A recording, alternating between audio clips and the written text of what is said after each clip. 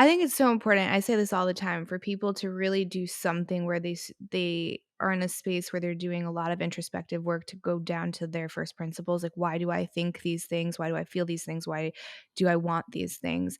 And I don't think, and I don't know if you're going to agree or not, but I think there's something in the spiritual community where there's also an imbalance because I feel like you can kind of be punished for being successful or you can be seen as a hypocrite for being successful.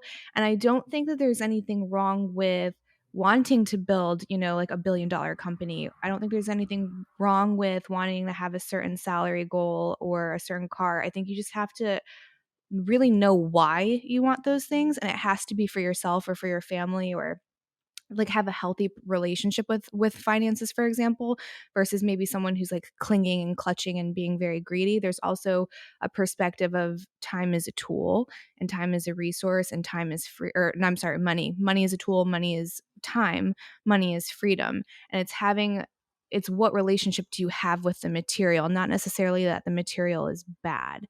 And so I feel like it's very easy to just say success is evil and selfish and money is evil and selfish as almost like a protective mechanism. And so if like I cast this thing away and I'm no longer trying to achieve it, then if I actually want it and I don't get there, then I don't view myself as falling short. Um, so for me, I think yeah, like it's very easy to feel guilty about these things and like I work too hard, I drive myself too hard. But I think if you do the work to reestablish those definitions, then you can still drive and have the balance and come home and spend the time with your loved ones and be grounded and spend time in nature. But you can be spiritual and successful at the same time.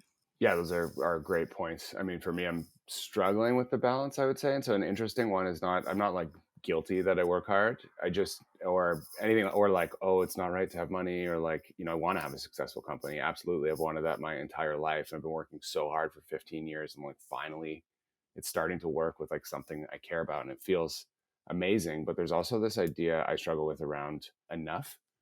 And so you see Mhm. this with like many, billionaires, the founder of Starbucks. And it's like, okay, I have clearly everything I need to be safe Mhm. now, but like I want more to feel validated. And so I'm seeing it now, like financially, I'm in a good spot. We've got a super successful location in Toronto. And it's like, there's two reasons to drive me going forward. One is, I go into the space and there's 25 people who are sober now that were addicts. And I see like, okay, this is the situation I was in that I had to like go to Peru and like figure it out on my own, that now these 25 people have community here and you see it in their eyes and they're like, thank God, I'm so happy. And it's like, fuck yeah, that feels amazing. I come in like last night, we did this breathwork. I was telling you, there's 60 people. I was with my wife. I'm beside her. It's like an inner child meditation. And you're thinking about this inner child and connecting with others in the room. And like she has our first baby in her stomach and I'm holding Mhm. her stomach, doing the breathwork, connecting with my, soon to be baby. And it's like, fuck yeah, like this is Mhm. amazing. It feels so good.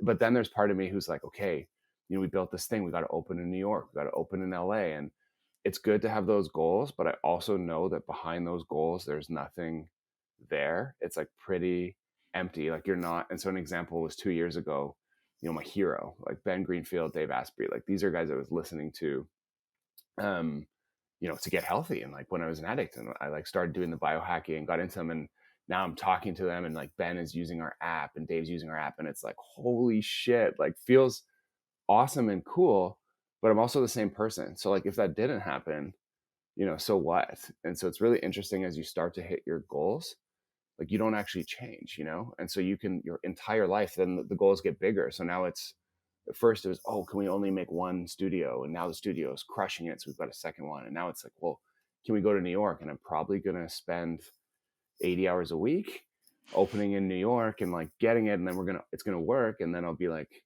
okay, I'm the same person as I was 2 years ago. So just when does that stop? How do you find balance? And so that's kind of what I'm struggling with now is, and for people who are listening, yeah, it's like, what is enough?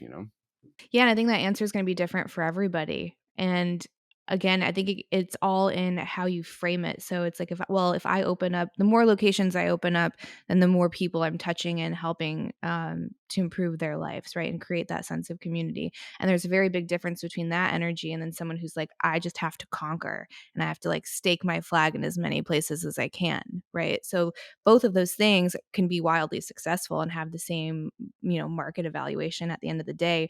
But I think the energy that you sit in is going to be dependent on how, like, what your deep goal is.